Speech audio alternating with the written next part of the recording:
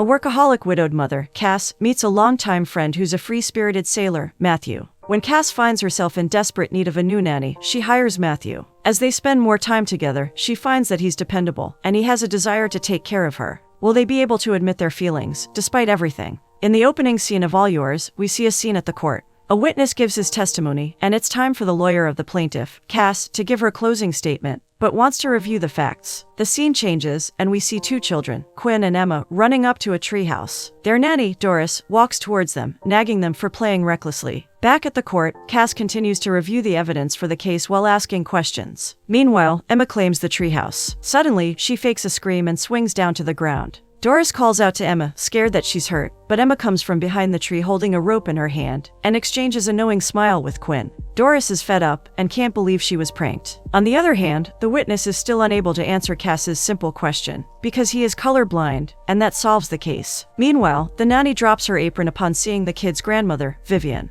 The kids have successfully frustrated the life out of her. She angrily quits and walks out, despite Vivian's attempt to stop her. Back at the court, they all rise to hear the jury's verdict. Just then, Cass receives a message from her mother asking her to return home as soon as possible. In the next scene, Cass returns home, upset by the news of the nanny's resignation. She yells out to her children to meet her in the kitchen. Cass wants to hear an explanation from them, only to get a reply from Quinn, who claims that they were only having fun. She's dumbfounded by his answer and starts nagging, but Emma steps up as her brother's lawyer to defend him. Cass complains about changing their nannies too often, and wonders why they didn't like any of them. She discovers that they keep items that belong to their former nannies on a wall, calling it an art project. Vivian believes they got their characters from their mother. With no babysitter, Cass takes the opportunity to ask her mother to babysit the kids, but Vivian has to go to work. They make plans to hire a new nanny the next day. In the next scene, Matthew hops out of his boat. Meanwhile, Vivian takes the children to eat at a restaurant. She gets a call from Cass, who's hoping with all her heart that the nanny search is going well, but Vivian breaks the news that she hasn't found any nanny for her. She reassures Cass that she'll find a nanny no matter what. Vivian looks up to see her friend Charles. They're both excited to see each other and share a warm embrace. He joins her at the table, and Charles informs her that he's waiting for his son, Matthew, who's been sailing around. He expresses his desire to see his son settled down. On the other hand, Cass is praised by her boss, Vincent, for winning the case she was assigned. He gives her an even bigger case to lead, and puts a partnership offer on the table if she wins this new case. Cass is worried about her children's tantrums, but she hides it. Back at the restaurant, Vivian talks about how Cass is always scheduled, and doesn't have time for romance and her children. So, here are two parents hoping to see their children get hitched. Let's see how this goes. Meanwhile, Matthew sees a signboard of a building plan and stares at it. Woody, a fellow sailor, reminds him to talk to his father, and Matthew assures him that he will. He takes one last look at the board before bidding Woody goodbye. Later, Matthew arrives at the restaurant and sees Emma and Quinn arguing because of the game. He arrives just in time to settle their quarreling by pulling out a quarter from his pocket. Vivian, who's been watching everything, is amazed at how Matt is a natural with the kids. This gives her an idea. Meanwhile, Cass receives a message from Vivian claiming to have found a nanny for her. This relieves her of her worries and makes her happy. Back at the restaurant, Matthew informs his father that he'll ruin the marina if he moves forward with his condos. The building plan on the signboard that Matthew was staring at. Charles doesn't understand why Matthew cares about the marina when he hasn't been around. Vivian then suggests her plan to him. He can be Cass's nanny as an excuse to stick around. This is a surprise to Matthew, who reminds them that Cass doesn't like him. Charles makes a deal with Matthew to reconsider the marina development project if Matthew helps Cass. Well, it's a deal, and we will get to see how Matthew will fare with those handful kids. Or will something even better like a force of attraction happen? We'll see. In the next scene, Cass prepares breakfast for Emma and Quinn, unable to take her eyes off her phone throughout. Just then, the doorbell rings, and she's happy to receive the nanny she's been expecting. Unknown to her, the unexpected awaits. Cass is surprised to see Matthew, who she hasn't seen in a while. She wonders why he is visiting. But it appears the two of them have been kept in the dark, because Matthew is surprised that Vivian didn't inform her. To make matters worse, when Vivian joins them, she starts listing the good qualities about Matthew to Cass, which leaves the two of them feeling awkward. Then, as if to give Matthew a snippet of what he will face with them, Emma and Quinn show up with a ball and a toy gun. Emma shoots at Matthew, but he catches it, and Cass scolds her. A bewildered Cass finds out that Matthew is the nanny candidate, and asks to speak with her mom in the kitchen. In the kitchen, Cass expresses her surprise at her mom's choice of a nanny. Despite going to the kitchen for privacy, their voices echo throughout the house. Matthew sees a framed picture on the wall of the kid's father. They don't have a lot of memories of him, since he passed away a long time ago. Meanwhile, Vivian tries to convince Cass that they don't have any other choice, since she doesn't want him to babysit her kids. To her, he has a record of dropping everything to shove off to sea. Well, that seems like there's more story to that. Matthew stands by the kitchen door, hearing everything they're saying. Just then, Cass and Vivian come out of the kitchen. Shocked, Cass explains that there's been a misunderstanding, and he immediately understands, saying that he'll shove off. Yeah, using her same words. The ladies realize that he heard their conversation. Cass tries to explain that she didn't mean it the way it sounded, but a hurt Matthew bids them goodbye before leaving. In the next scene, Cass attends a meeting with Vincent, her colleague Henry, and their client for the next case, Adam. Vincent and Henry sing Cass's praises to Adam and assure him that the case will be won. Adam warns them about Benji, the person he's filing the case against, who he claims is a world-class liar. It appears they are rushing the whole thing and plan to take the case to court in 4 weeks. Later on, Cass and Henry start working on the plan. Just then, Winnie, a co-worker, walks in and gushes about Adam, which reminds Cass that it's time to pick the kids up from school, but she's still busy. Vivian gets a call from Cass, who pleads with her to help pick up the kids from school. This is not a problem for Vivian, but she can't always pick them up and take care of them when they already have a solution, Matthew. But at the mention of his name, Cass hangs up. But she seems to have given it a thought after all, because in the next scene, Cass goes to the marina to visit Matthew. Cass apologizes to him for what she said about him the previous day, but Matthew surprisingly brings out his phone and takes a selfie with her. He is trying to document the moment where she admits when she's wrong. She admits that she needs his help to monitor her kids till she finds a proper nanny. Cass asks why he needs the job, and he tries to lie, but later admits that he wants to avoid his father's lectures. Having finally concluded, she leaves, reminding him to resume early the next day. The next day, Matt drives up to Cass's house. She leads him inside and shows him a board with the weekly agendas for Emma and Quinn. He is surprised by the schedule she's made for her children. Cass gives him a phone that already has the schedules and alarms set. Next, she takes him to his accommodation at her house. Later on, Matt is about to enter the house, but sets off a trap the kids have set for him. He calls out to them to let them know that they missed him, but notices that his boot is stuck to the doormat. The giggles of the kids echo throughout the room. Matt heads to Cass's home office when he hears a sound. Emma practices her violin. Cass shows him around the kitchen and explains their diet to him. She offers to help him out, but he assures her that he can do it alone. The next day, Matthew wakes up before everyone else to put everything in order. After breakfast, Matthew, Emma, and Quinn are set to leave for school. Matt and the kids talk about the tricks they keep playing. He suggests that they stop them before a boring nanny replaces him, and they agree. But it seems they don't care at all about his advice, because Emma picks up the phone and types in an address that's supposed to be their school address as Quinn whispers in her ears. The kids smile as they take off. They get to their destination, and it's a frozen yogurt shop. After their prank, Matthew drops them off at school. Their prank seems to have gotten to him, but he keeps his calm nevertheless. In the next scene, Henry offers to stay back late with Cass to work on the case, but she explains that she doesn't have a nanny for her kids and needs to watch them. There's still a lot of work to do, and he suggests that they work at her home office, which she agrees to. Unknown to her, Henry is happy to be spending more time with her. In the next scene, Matthew decides to engage the kids. He takes Emma and Quinn to a wall climbing center, but he seems to be the only one who's excited. Matthew is asked to wait with other parents, and is not able to explain his relationship with the kids when he denies being their parents. Matthew hypes Emma, making all the other parents stare at him. On the other hand, Quinn isn't able to get far because of his fear of heights, but Matthew is oblivious to this and makes snarky comments. This gets to Quinn, who doesn't want to talk about it and wants to go home. Matt calls after Quinn, but is ignored. Emma gets down and takes her bag from Matt before walking out on him too. Well, this doesn't seem to be going well for either of them after all. In the next scene, Matthew builds a climbing wall at the house. Emma sees it and commends him for being fast with setting things up, but reminds him that Cass likes things being in their places. He asks if she wants to try it out, but Emma can't, since it's not in her schedule, and she starts leaving. Matthew compliments her violin skills and asks if she's in a band, but Emma informs him that she prefers to be a soloist because she wants to pick up her own mistakes. She reminds Matthew of Cass. He thinks that they need to have a little more fun, and she lets him know that they're doing just that by torturing him. Just then Cass shows up at the yard, upset by what Matthew has put up without her permission. Emma leaves him to handle her mother's nagging. He informs her that it's for Quinn, and believes he should be receiving thanks and not castigation. She eventually agrees to leave it up, on the condition that he makes it easy to bring down. Later on, Henry arrives at Cass's house. Henry is confused upon being received by Matthew, but he assures him that it's Cass's home. For more context, Quinn chips in that he's their nanny. After Cass calls Henry into her office, she asks Matthew about dinner, to which he assures her that he started the preparation.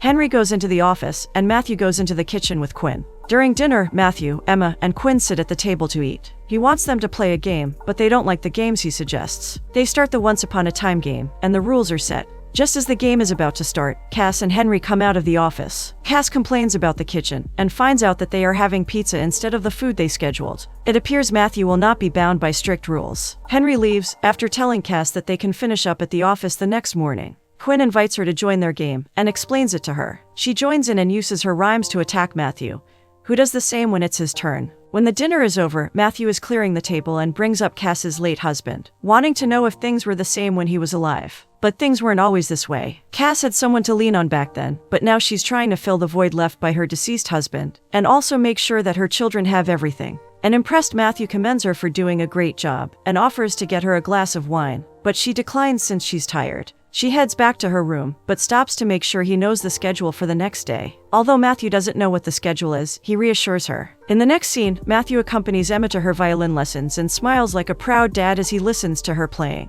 When she's done practicing, Matthew encourages her to sign up for a talent show that's coming up, but she doesn't want to. He starts talking about his childhood, and she agrees to do it to get him to stop talking. Later, Cass and her client Adam have a meeting with Benji, the plaintiff, and his lawyer. She wants to know if he copied Adam's code for his new product, and Benji tries to justify his act by saying that Adam did the same thing. He claims to not have anything to hide, and agrees to provide the documents that Cass and her team need. In the next scene, Matthew brings the kids back home, and they see a lot of cartons. When Cass gets home, she urges her children to play outside. Matthew wonders what the cartons are for, and Cass explains that they are files sent by the plaintiff. He offers to help out, since he has a little knowledge of the law, but Henry rejects Matthew's offer. Matthew even lets Henry know that he finished Stanford Law and decided to not become a lawyer, but receives a sarcastic reply. He proceeds to check a carton file, but is stopped by Cass. They continue their banter and are reprimanded by Cass, who's on the edge, because they have to go through everything as soon as possible, since the trial is in 10 days. She goes into the office, but they continue savaging each other. In the next scene, Matthew helps Quinn practice wall climbing,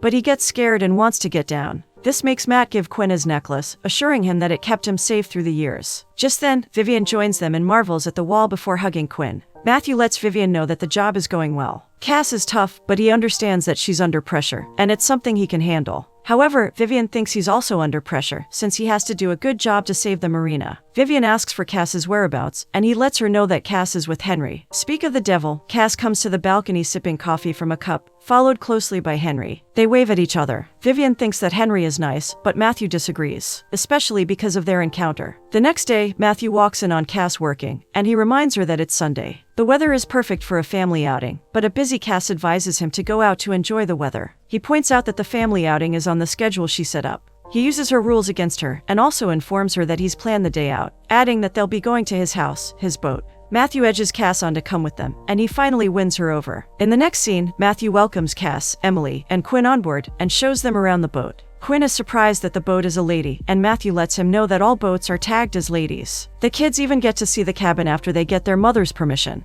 When the kid leaves, Matthew jokes about Cass being a pirate in her past life, since she's comfortable on the water. They talk about why he left, and he finally confesses that it was to find his way, even though he hasn't found it yet. He smells rain incoming, and decides that they should not set sail. He gives her a sweater, but she rejects it. In the next scene, Cass gets sick from the cold, but still has to work on her case. She asks Matthew to take care of the kids, but worried, he reminds her that she needs to rest to recover. He understands that she has to finish her work either way, and leaves her to it. Later on, Matthew checks up on her and sees her sleeping. Everyone needs rest eventually. He closes her laptop and puts it away before tucking her in. After that, he helps her complete her brief on the case. It appears Matthew is now a nanny for both the children and their mother. The next day, Cass wakes up and panics when she sees the time. Matthew walks in with a glass of juice and the completed brief. He remembered some things from his law school and helped her complete it. In the next scene, Matthew does not give up on Quinn. He helps him practice wall climbing, and doesn't try to convince him otherwise when Quinn wants to come down. He is taking it a step at a time with him. Matthew instead praises him. Just then, Cass comes running, calling his name. A scared Matthew instantly apologizes for messing with her work, because he already thinks that is why she is coming in haste. However, it turns out that she likes the briefing and appreciates his efforts. Her phone starts ringing and she has to leave. She expresses her love for them, and quickly corrects the generalization to her kids, wiping the smile off Matthew's face in the process. Matthew checks the phone and sees that it's time for the kids to leave for school. When Matthew drops them off at school, Emma speaks French to him, and is surprised when he replies. He drives off after seeing them enter the school. So far, he is doing a great job.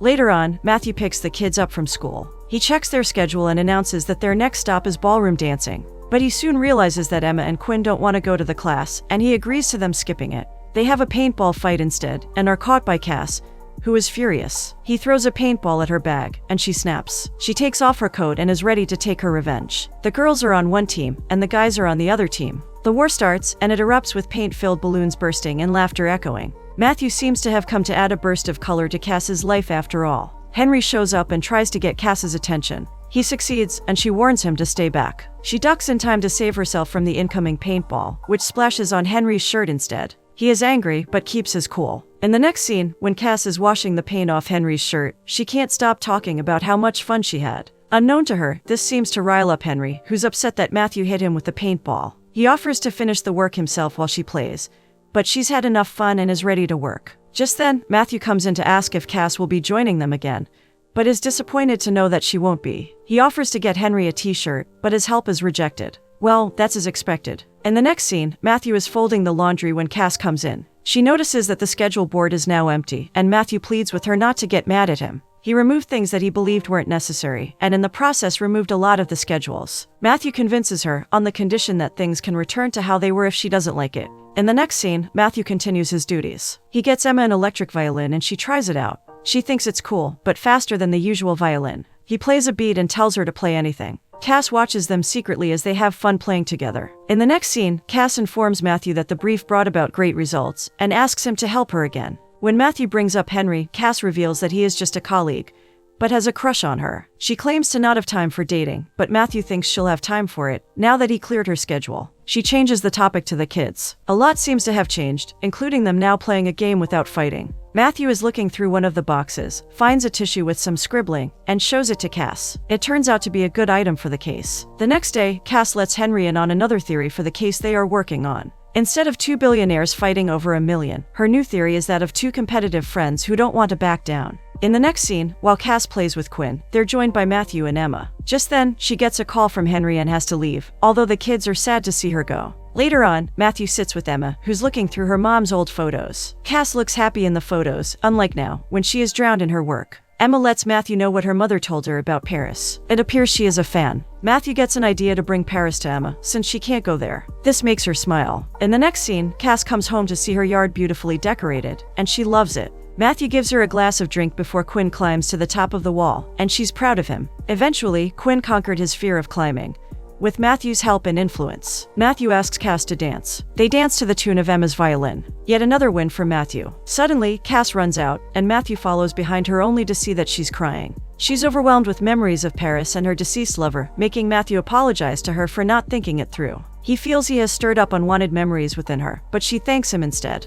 Her children enter the room and they all hug. The next day, Vincent confronts Cass for wanting to settle with the plaintiff. She tries to explain, but he won't hear a word she has to say. He wants her to simply deliver what their client wants, and is left with no choice. She promises to do just that. Meanwhile, while the confrontation is going on, Henry is standing by her and doesn't even say a word. Later on, Cass calls the plaintiff's lawyer and cancels her settlement deal. Just then, Winnie comes in to know if she should cancel the dinner plans, but Cass thinks she can make it and asks Winnie to get Henry. In the next scene, Matthew gets started on the barbecue. Charles, Vivian, Emma, and Quinn are all at the table. The kids act as his sous chefs, adding ketchup and serving the adults. They have changed from being little terrors and are now resourceful. Vivian thinks Matthew will win the bet, since the kids love him, but Charles disagrees. Quinn overhears and wants to know the bet they're talking about, but Vivian quickly changes the topic. His countenance changes and he looks sad. When Matthew notices, he claims that he's missing his mom. It's late at the office, and Cass realizes that she missed the barbecue. Henry suggests that they call it a day and go over the rest of the case in the car, offering to drive her home. At home, Matthew sees Henry's car entering the driveway and watches their interaction. Meanwhile, Cass thanks Henry for dropping her off. He wants her to be his date at the Marina Gala, and she accepts. Afterward, Cass goes to Quinn's room to apologize for not coming to the barbecue. Suddenly, the innocent child wants to know if Matthew will be leaving them after winning his bet. She's perplexed by the question. Cass heads to her room and sees Matthew. Speak of the devil. She asks him about the bet, and he explains it to her, but makes it clear that he cares about Emma and Quinn. Cass gets annoyed and fires him, not wanting to hear his explanation. She had thought he was there of his own free will, but the realization that they have been a pawn in his game makes her angry. The next day, the kids are missing Matthew. Emma expresses her fear of attending the talent show without Matthew, but Quinn reminds her that he's gone. Quinn drops the necklace Matt gave him on the shelf that holds the items of their past nannies. The absence of Matthew is unlike that of the other nannies. In the next scene, Cass is at the court to defend her case. She seems to be losing to the plaintiff, and their client is getting worked up, but Henry reassures him. Does this mean that she is also missing Matthew? She continues questioning Benji, who calmly answers her questions. The cocktail napkin is used as evidence to show that Benji was under a contract, but he doesn't think that the contract is applicable since it's not dated. She asks for the other evidence to be shown, and the napkin is spotted in the pictures as a contract on the first day in their office. The judge announces a short recess. During recess, Benji and Adam meet up and talk things out.